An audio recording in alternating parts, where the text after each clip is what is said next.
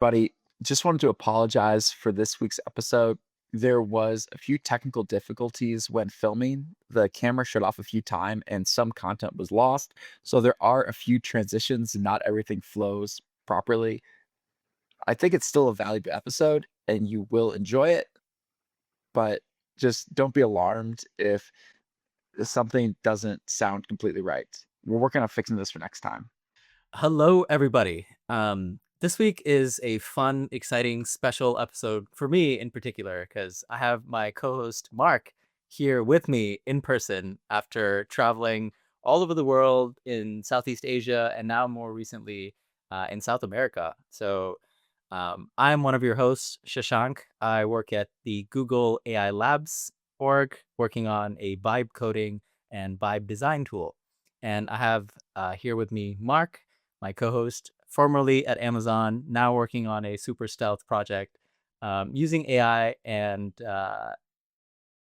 Yeah, I'm working on some stuff, but now I am back in the Bay Area, super pumped about it. I was just in South America for the last month.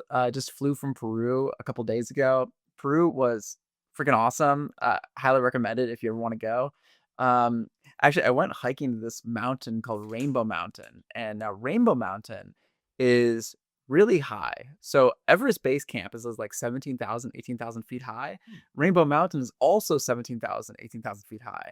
Um, and what's really interesting about that is you start in Cusco. So Cusco is like 12,000 feet high. Now, for reference, like the highest town in America is like around 11,000 something feet high. It's in Colorado.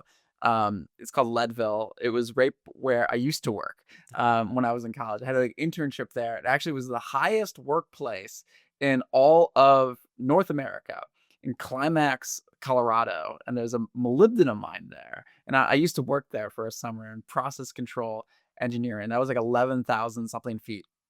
And Cusco is around 12,000 feet. And wow. typically, when you go to Colorado, you're going to maybe drive there from Denver, which is like a mile high, and you're going to slowly acclimate. But with Cusco, you just fly in from Lima. So Lima is at sea level, and then Cusco is 12,000 feet. So it, Oh, that's all of a sudden. yeah, so your body just like doesn't know what to do. So um, it's a little bit challenging to acclimate, and then you could go even higher if you wanted to, and then you could go to uh, Rainbow Mountain, which is 17,000 feet. So now, when you go to Everest Base Camp, I was actually talking to some people who also were on the hike with us, and they're like, "Oh yeah, we went to Everest Base Camp before," and they said they started around like 1,000 feet, and then they over like 10 or 11 days, they Mm. like slowly acclimate to get to Everest Base Camp. But yeah, we just took a bus there. So it was really quite the challenge. I've never been able to not breathe so bad. But yeah, so Was this was was there any Wi-Fi there? Wi-Fi. No, Wi-Fi is overrated. That's overrated. Yeah. How about Starlink? Oh, actually, I just got Starlink. Fun fact. I got Starlink on my way back from Peru in Panama, and it was only $219 for the Starlink Mini. So hopefully Elon Musk doesn't charge me extra for that. I think there's maybe some fee, but I activated in the United States. I don't know. So I think you could use the money. yeah, I'd like the money. Yeah, why not? I met Elon. Oh, he could use the money. Yeah, he could use a little bit more.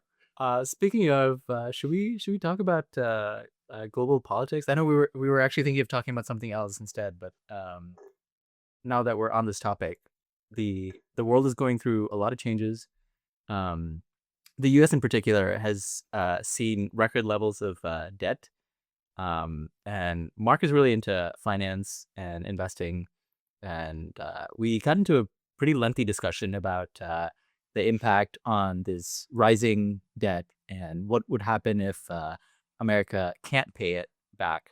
And this might be a bit of a tangent for a lot of our audience and our regularly scheduled talks, but I personally think the AI boom that we're going through right now might be able to save us from all of this. What do you think, Mark?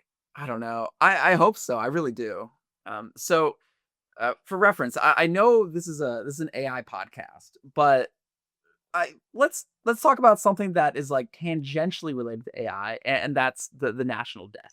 So I think it's been in the news a little bit. Elon Musk has been throwing a hissy fit on Twitter, formerly X, or X formerly Twitter, whatever it is, about how you need to just grow the economy. But the overall issue is that the United States is on some sort of um like debt death spiral, and I think it's really really hard to get out of it, right? Because the thing is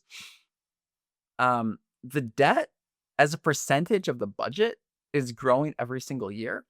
And when interest rates were really, really low in the past, that wasn't a huge problem, because if your interest rates are zero or even like effectively negative, because if your inflation's 2% and your interest rates are zero, well then you're actually effectively inflating the debt away, and it's actually you're able to pay it, right? Mm. But recently, since inflation was a little bit high during COVID, the Fed has been keeping the interest rates higher, and the demand for US debt has been going down a little bit. So, Mm. with the tariffs and things, a lot of countries are reducing their demand on the US debt, which is causing the um, uh, interest rates to rise. And if the interest rates are higher, the servicing on that debt is getting more and more. So it's like the nominal value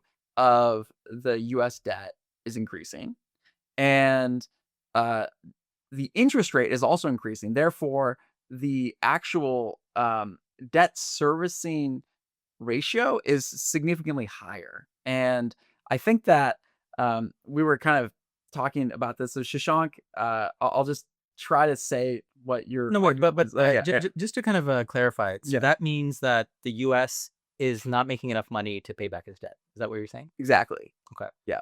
Um, so that's definitely a problem. And I think just to highlight the severity of this problem, I think another added issue is a lot of foreign countries are moving away from using the dollar as a reserve currency too, because of a lot of instability in the U.S. government, and the rise of crypto, specifically stable coins, which provide a, by definition, stable um, reserve value for a lot of other nations, maybe wealth managers, individuals even want to park their money into some place that doesn't fluctuate. And so, what you are a crypto maximalist. Uh, how do you think that affects this position that the U.S. is in? So actually, I think stable coins help the United States a lot. Hmm. Because the thing is stable coins, for those who don't know, they are crypto that is backed by assets, and um, they're basically like equivalent to a dollar. So it's Mm. like a thing that you can buy that is going to be equal to a dollar that you can be in the crypto land. Because if you have a dollar, let's say I have a dollar in my pocket, right? I can't easily convert that to Bitcoin, right? Or if I want to buy Ethereum or I want to buy a cryptocurrency, I can't easily do that, right? So what I can do is I can go and then take my dollar, and then I can put it onto a crypto exchange, or I could maybe do a person to person transaction. Let's say me and Shashank has $100 of USDT, like the Tether, the most popular stable coin, and I have $100 in my pocket. I can hand Shashank $100, and he could send me the stable coin. Now, then he would have the physical dollar, and I would have the digital dollar that is um, I could redeem for a dollar at some point. Now, effectively, nobody ever actually redeems them. Like, you're not redeeming from Tether. Like, people just treat that as it's equal to a dollar. But the thing is these stablecoin companies, they don't pay any interest on that. But what they do is they will try to earn interest on the money that they minted from the stablecoin. So basically, like, they'll get a dollar in, and they'll have that in reserve. And what they'll do is they will go turn around and then buy typically treasuries Mm. and other cash equivalents. So they might buy like money market mutual funds or something like that. But in general, like a lot of these stable coins, like Tether, like USDC, are gonna Mm. turn around and then go and buy um, dollar denominated, uh, typically debt, and that's typically going to be like U.S. government bonds, Mhm. and then they're able to earn billions of dollars of interest on that. And actually, I heard earlier today that I believe it was, I think it's like either Tether or all the stable coins combined, they actually own more US debt than China. Oh, that's crazy. Yeah, and China owns a lot. So, um, I thought China was the biggest debt holder, I U.S. debt holder. I thought it was Japan, but Oh, I could be wrong about that. But China's definitely up there. wow. But yeah, so now it's stable coins own more U.S. debt, because there's a lot of demand for dollars. Around 60% of transactions are done in the dollar. So um, there's huge volumes for people who like these stable coins, Mm. and um, basically I think I don't remember the exact number, but it was around like 1/4% of the interest rate. So like that's like huge actually. Okay. So like I think interest rates now are hovering around 4 or 5%. So like just stable coins are keeping that suppressed by like 1/4 of a percentage point. So like without the stable coin, we'd probably be like 5 1/4, 5.5%. Um Interesting. uh So my thought about stablecoins, I didn't realize the amount of stablecoins that were pegged to the U.S. dollar. Um, but hypothetically, if people consider another currency as a better alternative to the U.S., let's say China, for example, the Chinese yen might be more valuable, at least might be perceived more valuable at some future point. And so stable coins could easily switch whatever they're pegged to and whatever they're backed by to a different currency. I mean, I think you probably switch to a different stable coin, but people could switch out of one into the Right. other. Yeah, for sure they could. Although I don't personally think that people will be switching over to the Chinese RMB or something, Mhm. just because China has a lot of capital controls. Mm. So I think it's hard to spend that RMB outside of China. Um, I guess there's also a lot of crypto regulations in China. They're not that friendly. No, they're not that friendly. I mean, I think that like of the fiat currencies, the US is still the top dog, so a lot of people still want it. But I think like the overall demand for US dollars is decreasing. So if you look at like the DXY index, like I think before it was like 110, 115. Now it's like dipped below 100. So it's not I mean, still within, like, historical levels, but, Mm. the dollar is losing a lot of relative strength, and I think that, like, because of the tariffs, because of, things happening, um, people see, like, the US as less of a valuable trading partner, therefore, uh, the, the they want to be more compensated for the bonds and because inflation is not completely under control, Right. like, the US is in a really like, they're in a between like a rock and a hard space, you could Mm. say, right? Where um, if the US decided to pay off its national debt through inflation, even less people would want the dollar. Right? Let's say the dollar inflated 10% in like a year or two, like we went through another round of COVID inflation, people would want the dollar less. Mm. And then um, I think just like because the US is becoming more. OpenAI and Anthropic, the leading AI research firms, which are based here in the San Francisco Bay Area. So a lot of people believe that this is kind of a race between US and China. The first entity to reach AGI is just going to control all of intelligence, all of the economic output that's going to come out with these intelligent agents, maybe physical embodied robots that can carry out the will of uh, the people here in the Bay Area. So I think it's kind of like a race to get to that point. And given how fast all these companies are growing. I think that's option one is very feasible.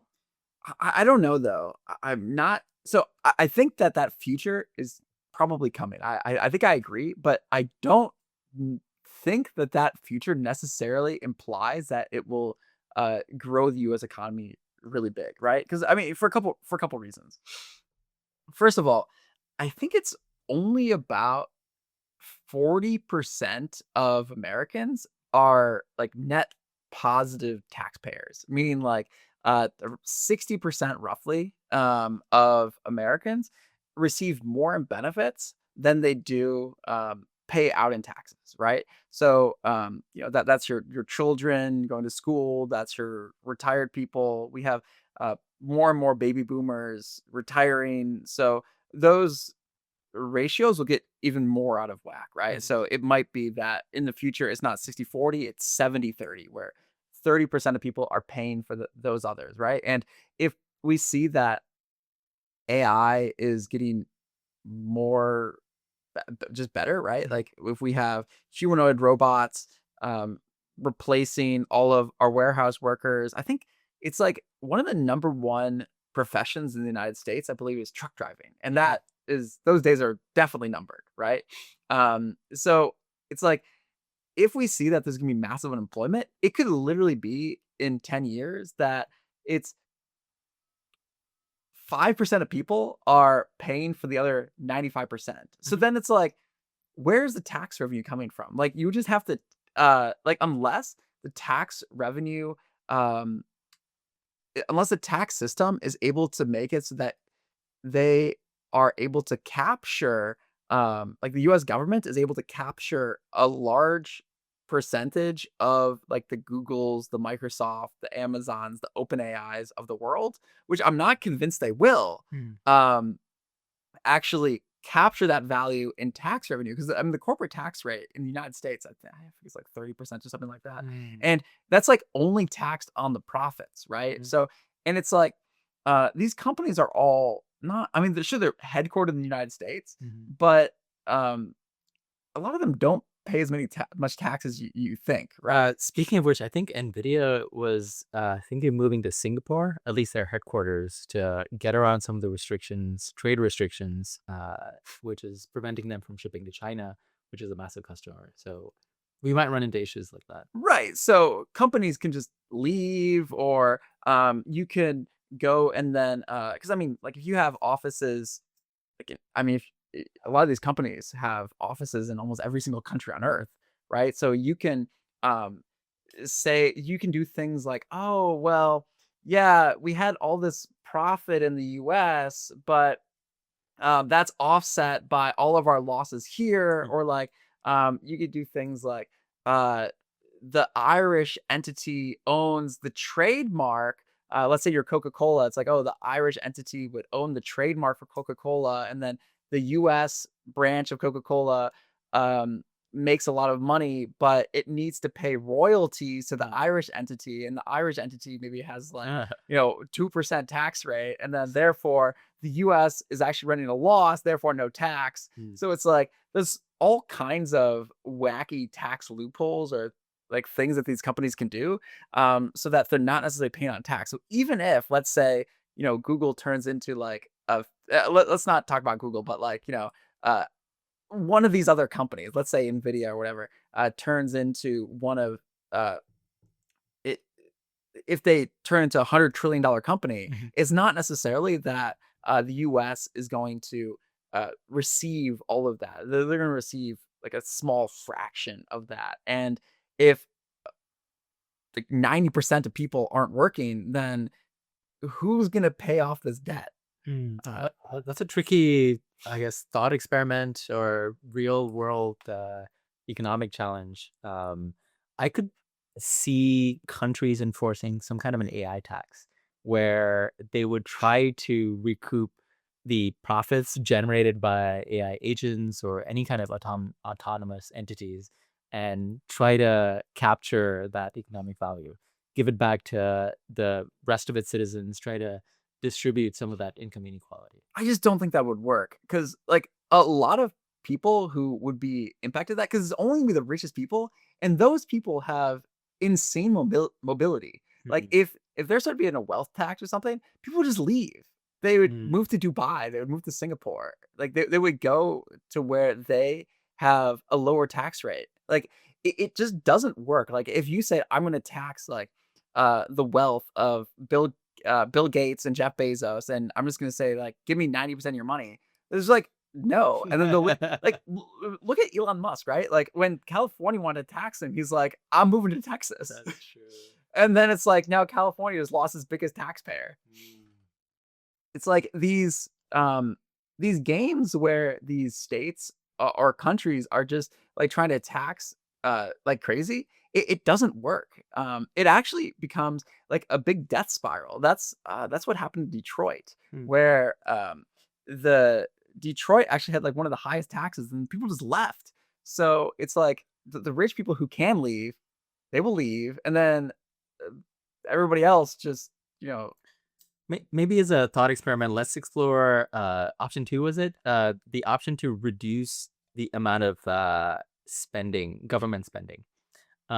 So I was at the DMV today to try to renew my driver's license because I'm here in the US on an H-1B visa. And that means I need to renew my visa every few years. And that also means I need to renew my driving license because it's tied to my whatever document that allows me to stay in the country. So going there, it was hot, very hot and sunny. Right now it's summer in California. It's usually amazing, but outside the DMV, there's a long line for walk-ins. I just decided to go in after a work day, and there were a lot of people, a lot of freaking people, and a lot of humans waiting at the counters and doing their best as humans do. But I could see that entire office with about 20 windows, 20 booths with all staffed with humans being replaced with automated tools, making the throughput much faster, reducing, I guess, laying off a lot of people, but also saving the government a lot of money. Not to mention the infrastructure and processing that happens behind the scenes after your document goes into the DMV, and someone behind somewhere is like sitting and looking at that, being paid how many ever tens, hundreds of dollars an hour. If we're talking about lawyers, if we're talking about other blue collar workers, that could be a potential way to save a lot of money. Implementing AI throughout the government. sure. I think that there is some possibility of saving some money there, Mhm. but I just don't know if you'd be able to save that much money in order to pay off this huge national debt. Because I mean, like the US spends a lot more money than it makes. And let's say you were able to make things more efficient. Let's say you were able to get rid of half of the US government workforce through an AI agent or something. Mhm. It's like, well, now those half of people are still US citizens. Mm. So it's like, well, sure, now they're not getting paid, they're not doing Mm. anything. And then like you notice have to like give them money Mm. uh in order to like be on welfare and benefits. So Mm. it like doesn't actually solve the problem. If anything, that probably would make the problem slightly worse because now you just have less taxpayers. Mhm. And you just have more people receiving government benefits. So it just would get harder. So like I don't think austerity in that respect would really work. Um, if you got rid of people, maybe if you could find ways to like make things like more efficient and you kept the same number of people, but even then I'm not convinced that would be able to happen. I just don't think austerity would work. And also the other thing is like those 60% of people who are receiving more than they spend, right? Um, there's an expression, right? Like if you rob Peter to pay Paul, you can always depend on the support of Paul. You get what To I'm saying? to to rob Paul again? No, so it's like it's like if you rob Peter, Yeah. right? You have Peter. Uh-huh. If you rob Peter to pay Paul, Yeah. you can always depend on the support of Paul. Because you go and then rob Paul? No, no, no, because like like Paul always gets paid, right? Uh, Or like, another thing is to say, like, let's imagine you ran for student body president and you say, mhm, I'm going to make the vending machines free. mhm, Well, everybody's going to like vote to make the vending machines free because everybody likes free stuff, mhm, right? To put it that way. So it's like if 60% of people get more than take in, people want to continue to receive that paycheck, mm, right? They want to receive those benefits of the government. They want to receive the disability. They want to receive Social Security. They want to receive your free medical benefits. Like 50% ish of people in the United States, they don't pay for healthcare. They're on like some sort of like Medicaid or Medicare, right? The what is it like? I think Medicare is for the old people, and mhm, Medicaid is for the poor people, mhm, I think, right? So it's like a lot of people get that from the government, right? mm, And um, like those people want to continue to get that benefit, so people are going to vote so they can continue to receive those benefits. mm, So it's very non-starter in political terms for people to cut those defined benefits, which is like most of the U.S. government's budget, right? mm, It's like if you look at the budget, it goes like this. It's like Social Security payments mm, is like I think number one. mm. Number two is like the Military? Oh, okay. medical Mm, stuff. So like your Medicaid, your Medicare, that mhm, stuff. So like Social Security, Medicare. So that's like almost 50%. mm. And then I haven't looked at this in a while, but then the next thing, Well, which is if that's true, I do feel like the U.S. medical industry is ready for disruption, given all these AI advancements in the medical field, and medical automation, process automation, record keeping, digitization, all these things, I think will have a big impact on that sector. Oh, yeah, I mean, I think that, the US taxpayer is getting absolutely screwed when it comes to the medical, Mhm. and everything is just way more expensive than it needs to be here, and, I think that the US taxpayer is paying way, way, way, too much for that. So I think, um, if we could figure out, that and make some transparent pricing Mhm. in medicine. So I have one of my best friends actually used to work at a hospital doing um figuring out pricing, and I was like, hey, like how much would X cost? He's like, I have absolutely no idea. Like he doesn't know like how much anything costs because it's just completely arbitrary. Because it's like what happens is they the hospitals will just come up with some like random number and then the insurance company will actually pay the correct number, which is like 10% lower. And then I don't know. The whole thing makes absolutely no sense. I don't pretend to be like an expert on that, but I know that there's a lot of like made up numbers there. And it makes me really angry because anytime I go to somewhere else, it's way cheaper and I get better care. Mm. So like I was just in uh, Japan recently, and I got so many medical tests Mm, done, and it was wonderful. mm. Uh, I think I paid like $1,000, and I got everything. Like I got like a full body, like a brain scan. MRI? It was an MRI. Oh, Yeah, wow. I got a CT scan of my chest. For under $1,000? I think it was like 1,100 or something. Yeah. I got like I don't know, it took I like think 30 vials of blood. I think Function Health just acquired one of these MRI companies and is offering an MRI for $500. I might be wrong. Don't quote me on that, but I think there's a lot of innovation happening here too. Well, I'm sure there's the innovation happening, Yeah. but like the fact that I could just go like without even insurance Hmm. in Japan and get all those tests done. That is pretty I nice. can just pay out of pocket. Because if I remember correctly, last year a full body MRI was anywhere between 2,500 to $5,000 Yeah, and this was like like one of the with premier. insurance.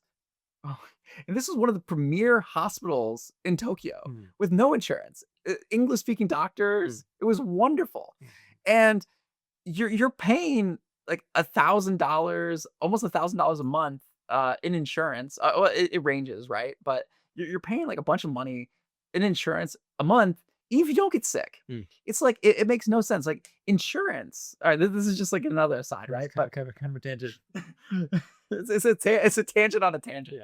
Yeah. Yeah, I'm sure you guys are listening to this, but the thing is um, like when you buy car insurance, Mm. right? Like you pay, and then if something happens, you go and then like the insurance company will like give you like a check to pay for the depreciated value of the car, or they will go and then uh handle like the medical bills of the person you hit or whatever. That's how like a car insurance works. Ish.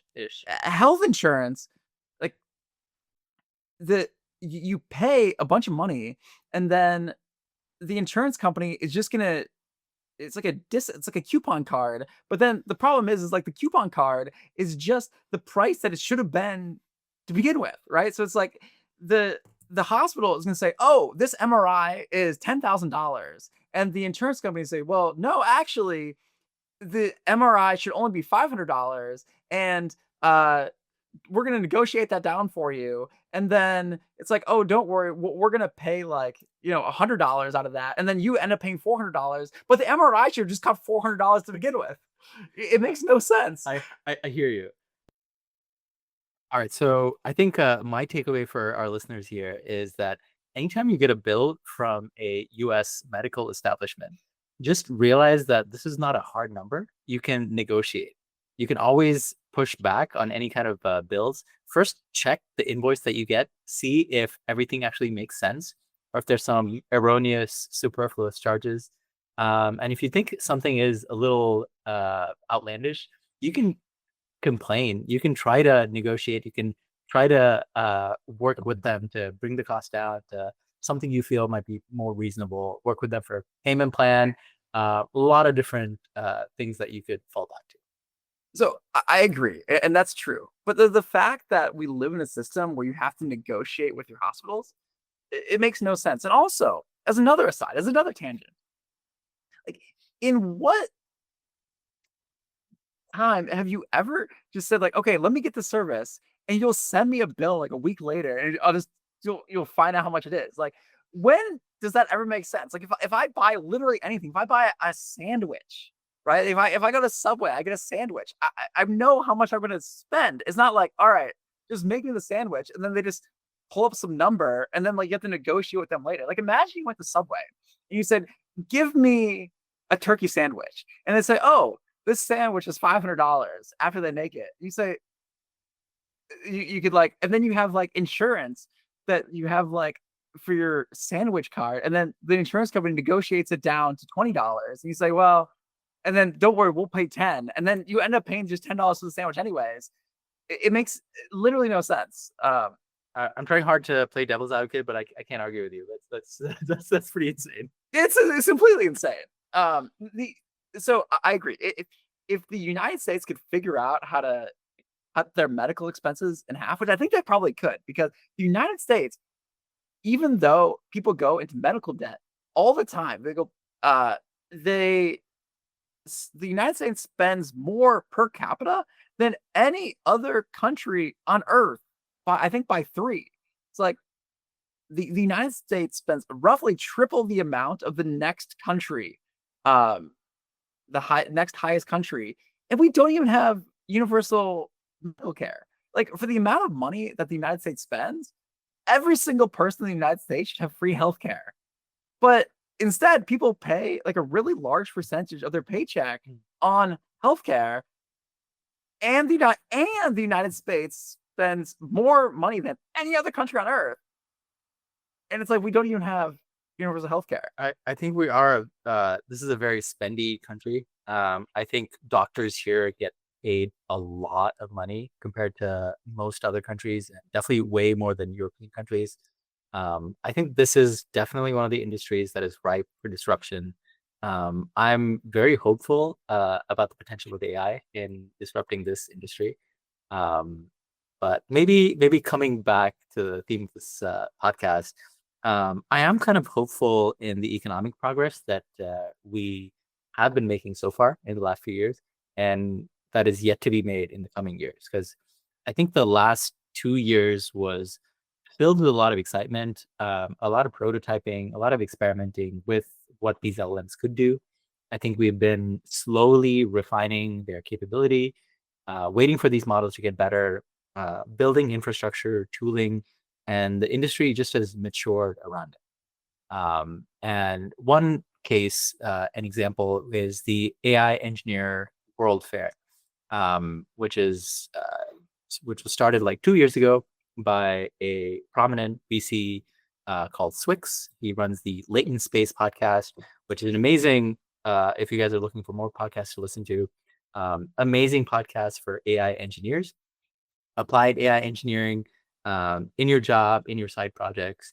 And they have this massive conference with 3,000-4,000 people at the San Francisco Marriott with hundreds of companies. And every single company is working on AI from all over the world. I met people from Israel, from Canada, from Europe, South America. Every single company is building, deploying, and using AI at production scale, production grade. And we are seeing mature deployment of these experimental AI tools in real products right now. So I think that's really exciting, and that's a sign of a very positive sign of a future with option A, where we grow the economic pie for everyone and reach this age of abundance and get rid of the debt through that option. I think I agree that abundance is probably going to come. I think that AGI will be achieved. Superhuman level of intelligence will definitely be there.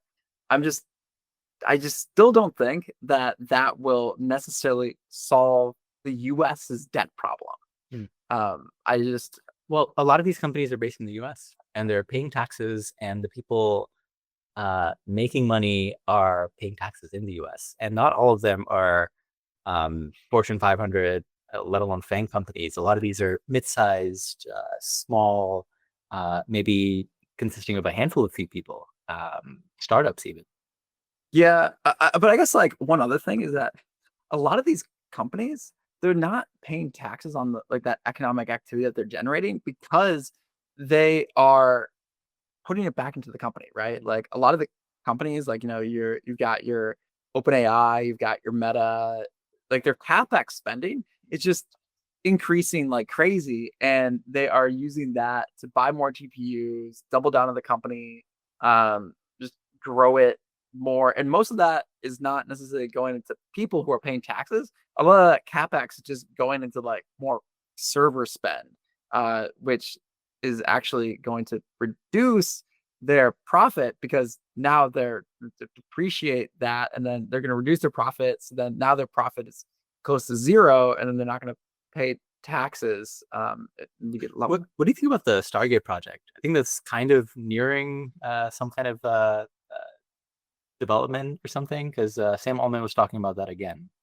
I mean, it's very exciting. I But that is a government partnered project, so it seems like that's an option for the government to recoup some of those tax dollars. Yes, that could be a way to do it. And I think that, $500 billion or whatever they're spending in AI spend, and in partnership with the government. So if the government can like recoup that, like imagine the government like published uh, a base model that, The government might release an API. yeah, and then you could pay for that, Yeah. and then people all over the world could pay for that API, and then if it's really really good, there's your tax revenue. Yeah. I wouldn't be completely against that. That would be an innovative way. So, bringing our conversation back to the theme of this podcast, I wanted to talk about some of the learnings from the AI Engineer conference. And I noticed a lot of companies deploying AI in production, whereas 2 years ago, or the last 2 years, was just filled with people exploring what these models are even capable of. There were a lot of hallucinations. There were a lot of issues with context length. There were a lot of issues hacking together solutions that worked with multiple LLM providers. And now we have standardized protocols and CP servers, which allow you to have your LLM talk to a bunch of different services in an open source standard, which is supported by all of these frontier labs and FANG companies. And you have agent to agent standards, which allow multiple agents to communicate with each other.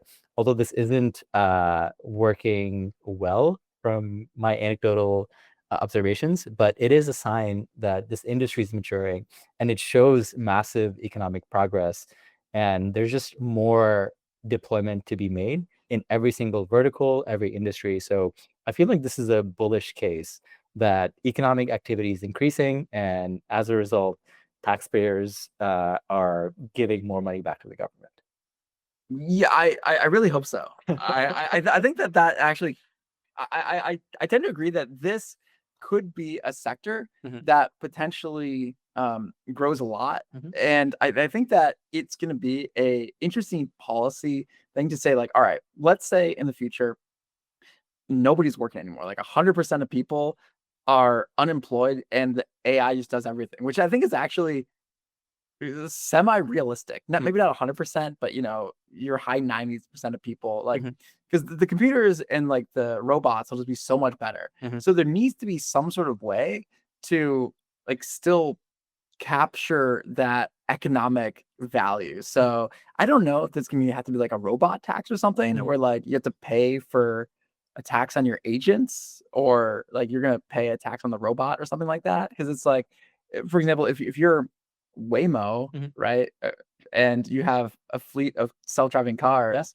like, would it make sense to pay a tax on every single self-driving car? I don't know. Mm. Yeah. How do you quantify how many agents are running on your server doing work that might be equivalent to a human being? Right, and then, like, does it matter where the agents are running? Mhm. Like, are people gonna start putting these agents in some sort of low tax country? Like, are you gonna see, like, all of your agents being run, like, in the Cayman Islands? What if Elon fires a bunch of servers in space and is beaming the APIs through his Starlink service? It sounds like something he would do. Speaking of Starlink, it's awesome. Yeah. It's really magical. You just point this dish at the sky and you get fast internet. It's amazing. I mean, I think he's filled a low Earth orbit with more satellites in the last few years than humanity ever has before that. Yeah, it's insane. Yeah, it is insane. I think astronomers are very annoyed because they're polluting the visible atmosphere. But I feel like Elon Musk can just appease them by just like shooting a couple telescopes up into space, and I think that would they'd get over it. It's like because that'd be better because it's like then you don't have to look through the Earth's atmosphere. You can just like look at the stars directly from space. That'd be probably better. that's true. But I think we need a moon base by now. Yeah, we do need a moon Yeah, base. they're working on that. But yeah, I think another potential avenue to solve this debt crisis was the Stargate project, which I think is a joint venture, right, between the U.S. government and a lot of private companies to try to build something together with the help of the government and maybe recoup some tax money.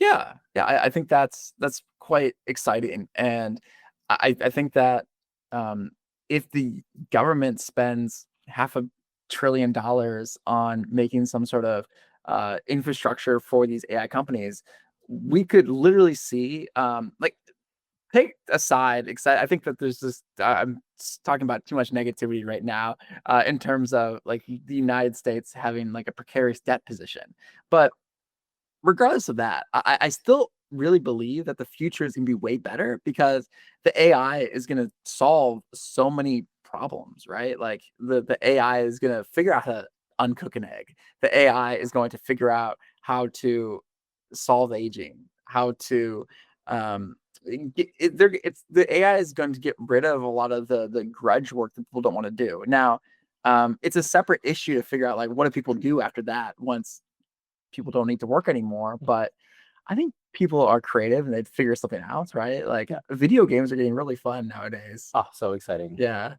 So coming back to some of my learnings from the conference, I just wanted to highlight a few trends that I noticed. Um, every single company is building an agent. It seems like there are more YC companies building agents right now than there are actual other non-agentic YC companies, anecdotally. But something that I did read factually was the average growth for YC companies right now, week over week, is like 10%. And if you compare that week over week, week over 10%. week is like 10%. That's crazy high. Crazy numbers. And if you look at the best YC companies, maybe like 5 years ago, their growth was like roughly 10%. So the average company right now, today, in YC is growing as fast as the best companies of the YC batches 5 years ago. And we've seen that anecdotally from our meetup with the companies that we bring in to present. They're growing at like massive numbers. GenSpark was like 30, 40. I think now they're at like 50 million ARR after a few months of launching. The amount of features, launches that they've made just in the past few weeks is just mind-boggling. And it's a tiny team of 20 people. Windsurf, which just recently sold to OpenAI, they have a couple dozen people. One of their engineers used to come to our meetup. Now they've sold that company of a couple dozen people for $3.5 billion. Insane numbers. Cursor growing at 500 million ARR. These are massive numbers. I think we are seeing the industry mature. There's open standards like the MCP LLM to API protocol, which just supercharges your LLM, allows it to talk to any existing standard, any API in a way that the language model can understand. You have agent-to-agent standards, which allow a complex agent that does very high-level tasks to talk to other agents that do high-level tasks. You have a lot of other companies deploying agents, specifically like voice agents. It seems like voice is maturing, video is maturing. We're seeing a lot of companies place emphasis on evals, evaluating their models. Like, how do you actually know these models are doing what you want them to do? Because ChatGPT is kind of cool anecdotally to talk to, but if you are an enterprise business with a specific use case, how do you know this LLM deployed is actually solving a specific customer need, a business need? How do you evaluate these models? So evals was a big theme of this conference. There were multiple billion-dollar companies that were built around evaluating your LLM's performance, price, accuracy, speed, and various metrics. GraphRag. We started with RAG vector embeddings a few years ago when the first LLMs came out to encode information in a semantic way. Not just keyword search, which was a popular way to search a couple years ago. RAG, retrieval augmented generation, allowed you to create embeddings from abstract concepts and relate them to other things on a semantic level. So you didn't have to find the exact keyword that is used to represent something, like this little fidget spinner thing that I'm spinning right now. You could represent things with abstract concepts and use an LLM to search through these things. Now, So to take the jargon out, so I know RAG is retrieval augmented generation, but would we just say, like, to put it simply, like RAG is a programming technique to give these large language models just more information that they wouldn't have before? exactly. More information in a semantic way, as opposed to the traditional keyword search of maybe like circa 1999 with Yahoo, where you had to search for a specific keyword and have that return that exact keyword. So, like, for example, Word for word. if we said, I want to do, like, originally when we wanted to do a web search, we would say, all right, I want to know about caffeine, right? So maybe I would type in caffeine, and then the key value search would just look for instances of caffeine, and they might just say, you might have websites that just have, like, in white font size 1, and it has caffeine 17,000 times, and And then even though there's actually nothing about caffeine, the web search engine's like, wow, the website really used the word caffeine a Yeah. lot. Let's rank that highly. And As opposed to today, I think you could search with a very general phrase like, give me something that will help me feel more energetic. right, or like you could talk about coffee or tea, Yeah. or actually speaking of caffeine, but not energetic. When I was in Peru, they have coca tea everywhere in all the hotels. So Mm. I had coca tea for the first Oh, time. nice. Yeah, I love so it. it's not as intense as you'd think. Okay. It's like it kind of tastes like a green tea almost. Oh, okay. Yeah, it's like I think it's actually less intense than a coffee. And it has like a shorter half-life. So it gives you energy more quickly, and it helps a lot with the altitude sickness. So I think um, Anyways, no, no, no. yeah. This is very helpful as an example. So, a bunch of new companies were focused on this next generation of RAG. They call it Graph RAG.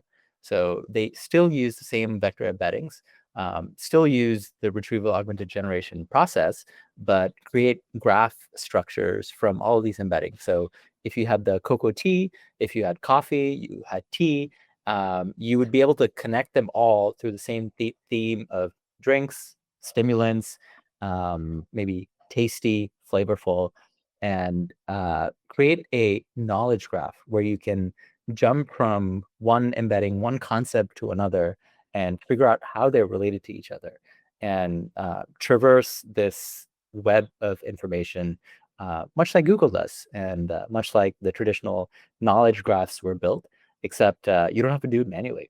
So I think I'm just I'm struggling a little bit Uh-huh. at seeing the difference between like the traditional Yeah. RAG, which is just giving more information Mhm. to the LLM, and Yeah. then this graph RAG. Like, Yeah. in what situation would I want to use graph RAG or over like traditional RAG? Because I kind of like loosely understand that. All right, these are a way to find relationships between the concepts, Yeah. but like, how would the LLM use that? Like, is there like an example you could think of where that would be like I'd want to use one over the other? Yeah. I mean, this is a very contrived, simple example, with tea, cocoa leaves, coffee. But as opposed to like thinking about use cases, as opposed to getting all of these embeddings for tea, coffee, cocoa leaves, and putting that into an LLM's context and asking questions on it.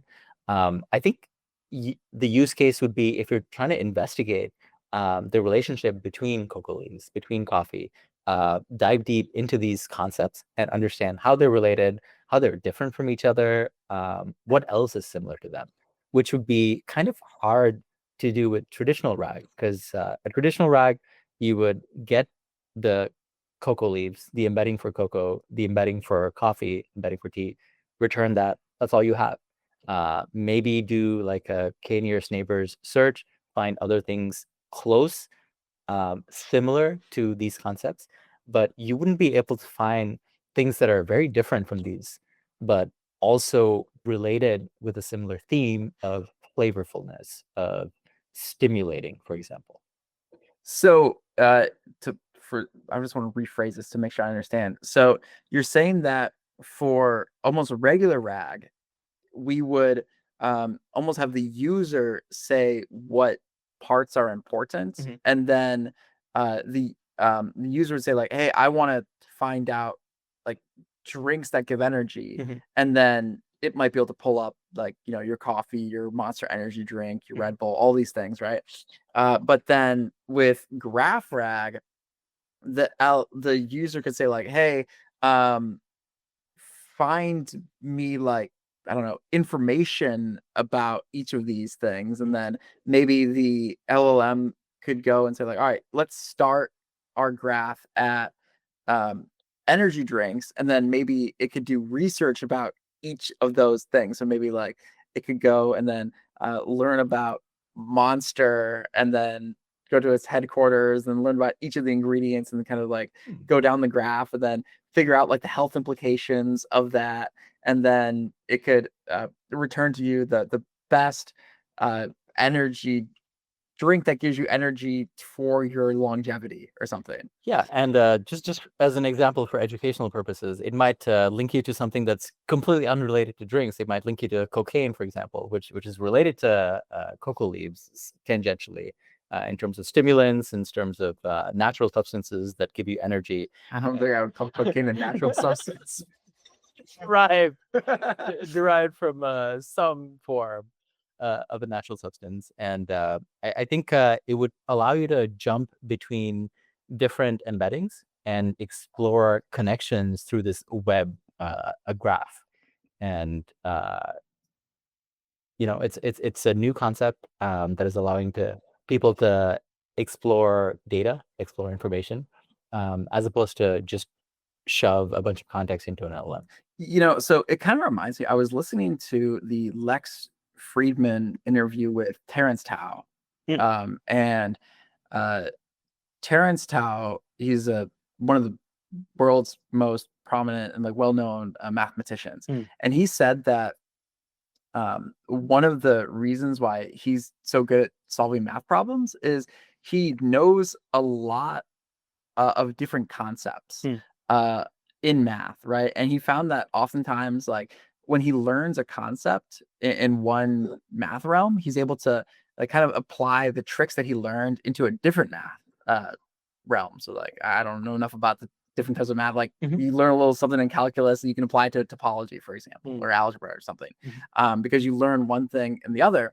And this sort of sounds like a way of doing applying the relevant concepts from, like, let's say, different unrelated fields, and then finding the relationships between them, and then like advancing uh like human knowledge from that. So it sounds kind of like, it just reminds me, it like reminded me a lot of uh what he was talking about in the podcast, where he was able to find like new math, like find literally new math, just because he was able to learn like a trick in some other field that two people wouldn't have known before. So now, like, the LLM might be able to find that trick, and then maybe the LLM will be able to find new math.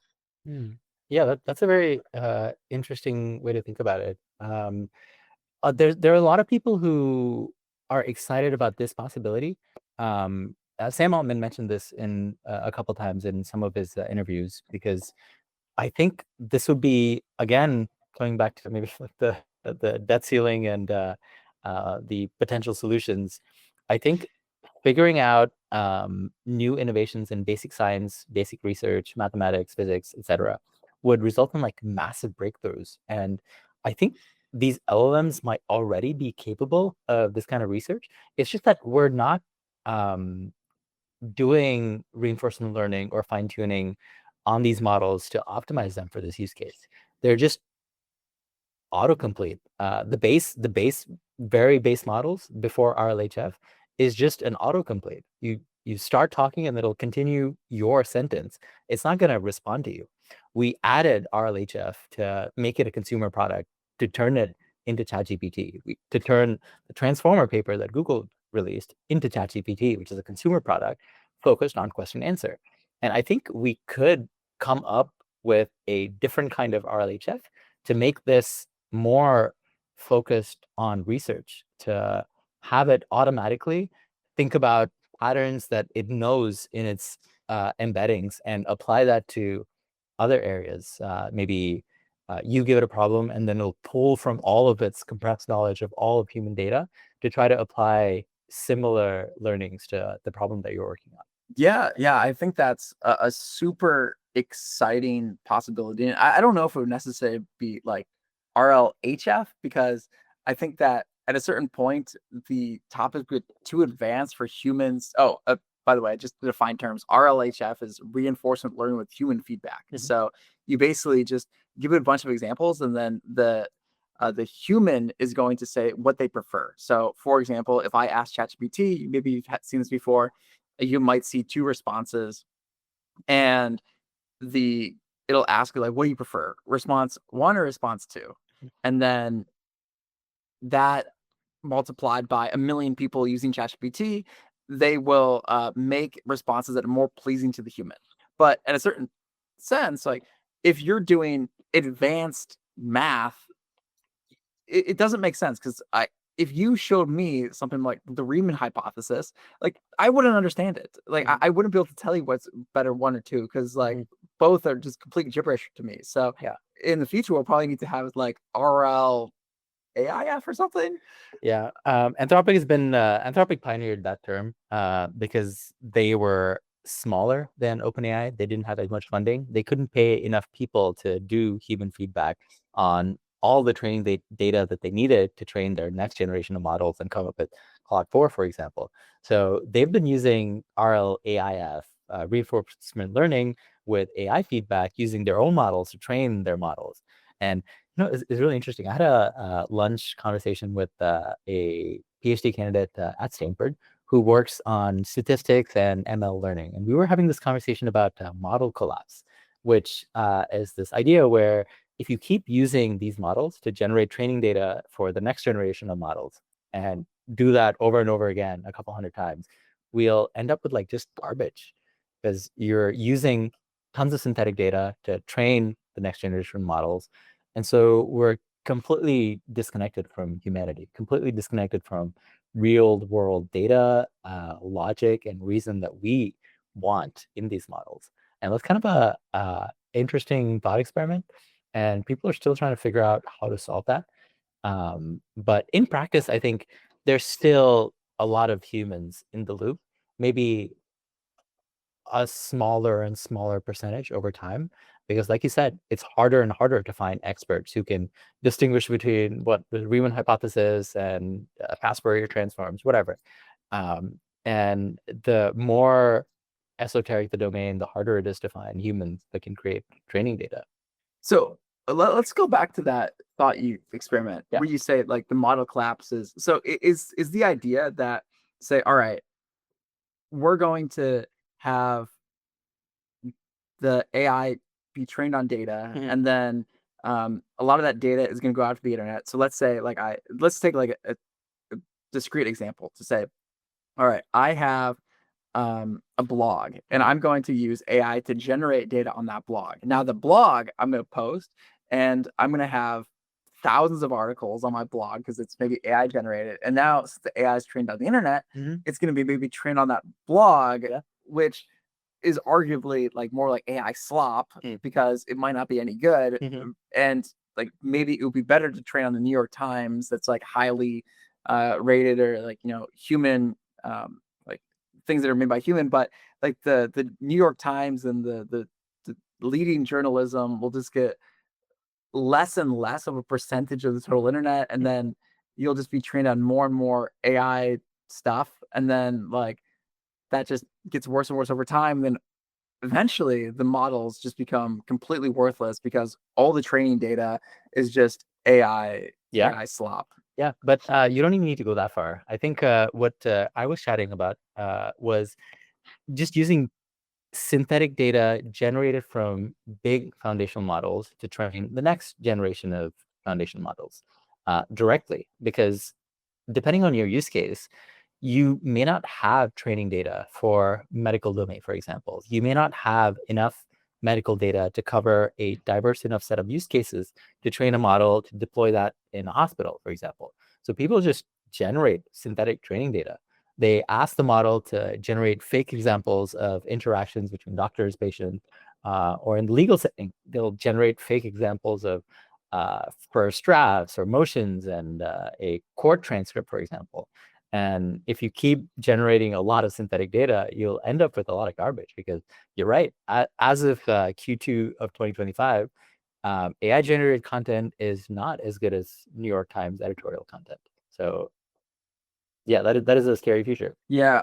So I think I tend to agree that that is like a risk, but also like I'm not sure. Like I don't know enough about how the synthetic data is made, but it would, in theory, the models just be able to get better if you could have some sort of independent eval to help with the synthetic data. So, for example, if you made synthetic math proofs, and then the AI just got better and better at doing math, and then like math is something that is nice and independently verifiable, Mm, it could go and then like kind of self compound and improve. mm, So then maybe like either isn't actually like a model collapse. We'll just see the AI just get infinitely better at math and better at math than like all humans, and then that probably could be done for a lot of domains. You might have, and then even the AI could probably come up with some sort of its own independent evals, and you might have a human in the loop to make sure the evals make sense. But as the AI learns more about different domains, it might be able to find ways for it to self improve and just get better. I think that's actually like fairly realistic. And I think that I would be willing to bet that if a lot of these AI companies saw that their models were getting just worse because they started training on the internet, they'll just get a lot smarter about how they make that synthetic data, and the synthetic data might turn out better. So, like, I don't know, I see where yeah. you're coming from with like model collapse. I think that is a risk, Mhm. but I think in practice it probably won't happen. Yeah, I think what you're talking about is building models in verifiable domains. Like you said, in math, where you can generate an output, run it against some evaluation, for example, against a test, and see if it's actually right or wrong. And that's what a lot of the DeepMind models have been doing with AlphaGo, just learning by itself in a simulation where it plays the game of Go against itself over and over again until it just figures out lots of patterns with AlphaFold in their protein synthesis, for example, to figure out the structure of these complex proteins that would take biology researchers a whole decade to figure out. This came up with I don't know, like an order of magnitude, 2 orders of magnitude more protein structures than humans had until now. With alpha geometry, alpha evolve, I think they've been pushing the frontiers of math, of designing algorithms in these domains where you can actually generate something and test if it's right or wrong. So yeah, you're right. I think it's a nuanced problem and it depends on what we're talking about. But language is still very fuzzy, and for language, it might be a challenging problem. So maybe the AI companies just shouldn't. They should be very selective about what they use for training on language, because language is kind of a very human thing, and Mm. it's hard to like independently validate that. And I think maybe synthetic data won't work for that um, as much. I would be willing to bet, but um, I think that there's probably a lot of ways that you come up with um, verifiable like verifiers, and then make the synthetic data better and better and better. And then I don't see why we couldn't just have some sort of like exponential growth in AI models where the AI is training itself, and then you just get some sort of intelligence explosion. That seems like pretty realistic to me. I actually, speaking of that, I finally when I was on the flight back to the Bay Area, I watched The Terminator. Finally. Yeah. So for our audience, I've been trying to get Mark to like catch up with all the sci-fi knowledge that he needs to tackle this new world of AI. And he's never watched The Terminator. I don't think he's read or watched half the sci-fi books that people talk about. What else do you have on your list?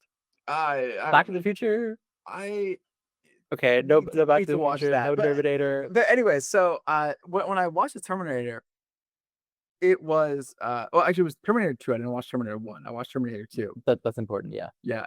And then it was um taking place, like all the robot fighting was taking place in 2029. And I was like, man, that seems really soon. Yeah.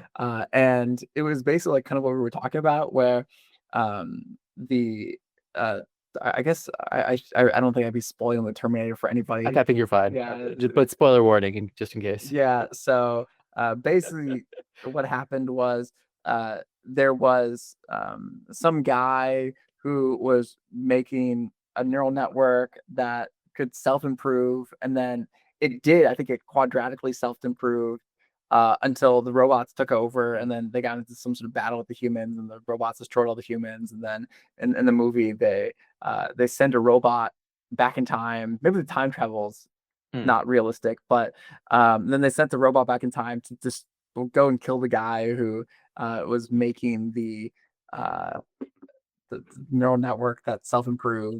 How did you feel about the Terminator?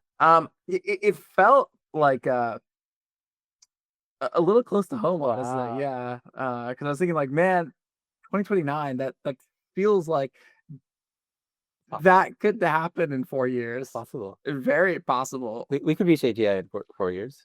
Um, yeah, and like by that time, I think it kind of lines up with I think when a lot of the AI robots will be coming out, like the humanoid robots, Yeah. and I I mean, think we have now. I went to a Tesla showroom because I was thinking of getting a new Model 3 because lease prices are really low.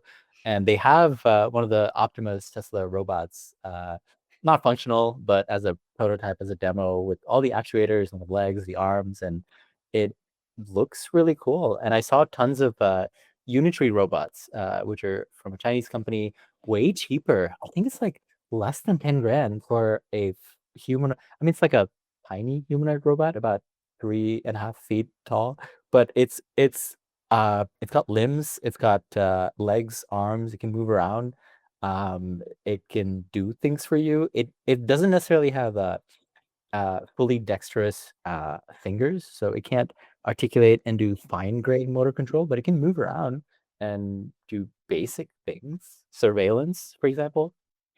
yeah, I was in Shenzhen, like the tech city in China, like 2 months ago, maybe now, and there was a lot of robots Mm. and stuff. It was really impressive. I also saw. I think I went to a Unitree store. It was really cool. They had one of those like robot dogs. It Yep. was like the Spot. knockoff Spot, Yeah. but it looked like the exact same. And way cheaper. Yeah, Way cheaper. and then they had I think that's probably like $5,000. I don't know how much it cost. Yeah, Very cheap. I didn't buy anything, but I did buy a drone when I was there. It was very cheap. It was like $40 or something for like a 4K drone. It was good. So I'm very excited to fly it. I haven't actually flown it really yet. Actually, my bad. It is $1,600 for a Unitree Go to Air robot from China. Is that the dog one? That's a dog one. Uh, That's it's only $1,600. Only $1,600. Wow. I remember my friend used to work for a drone company, Drone Deploy. They did drone surveillance, and they got a Boston Dynamics Spot, and it was like $185,000. So the Spot 5 years ago. is the dog. Spot is the yellow dog from Boston Dynamics, which is pretty big, the size of like a German Shepherd, for example, like a size of a medium to large dog. I feel like it's about the size of if a human just went on all fours. It's about that Not big. not that big, not that big. It's about that big. Maybe, but this one is a lot smaller. Okay. It's the size of a small dog. Yeah. I wonder if you could turn into like a. If you ever played with I think it's like the Sony Aibo. Yeah, the little tiny. That's like the size of soda cans. A little bigger than that.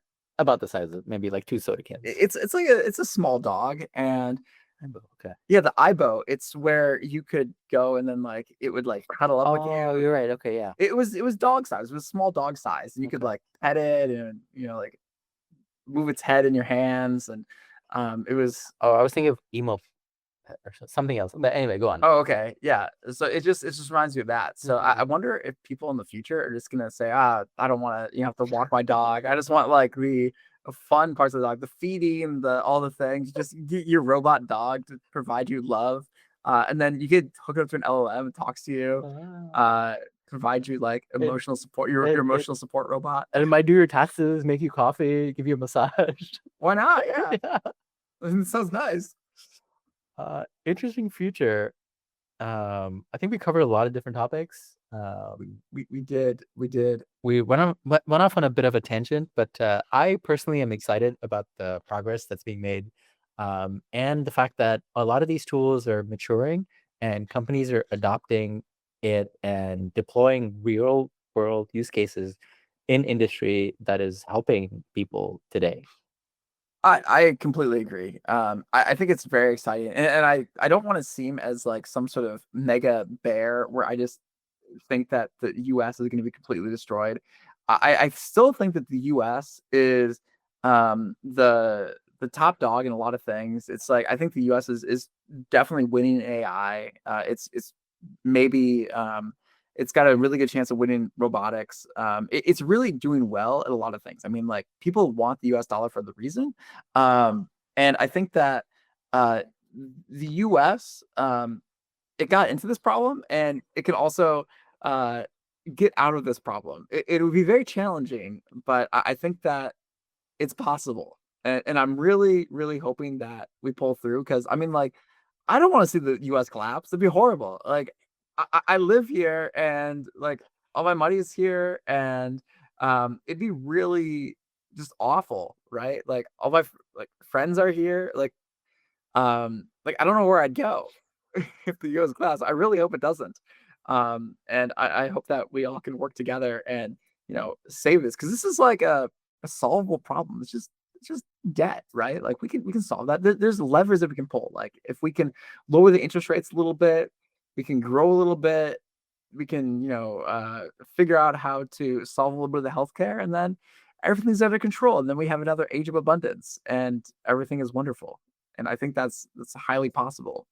It'd be challenging, and it's gonna be more challenging every day, but it's definitely possible. And I hope that we do that because I really don't want to see the United States be destroyed. That'd be awful.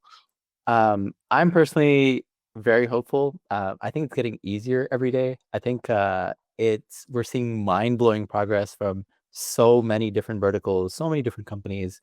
And yeah, we'll keep you guys updated on the latest and greatest in this field. Yeah, we'll see. But yeah, this was a lot of fun. So I think we've been talking for a while. But yeah, we'll catch you in the next one. Until next time.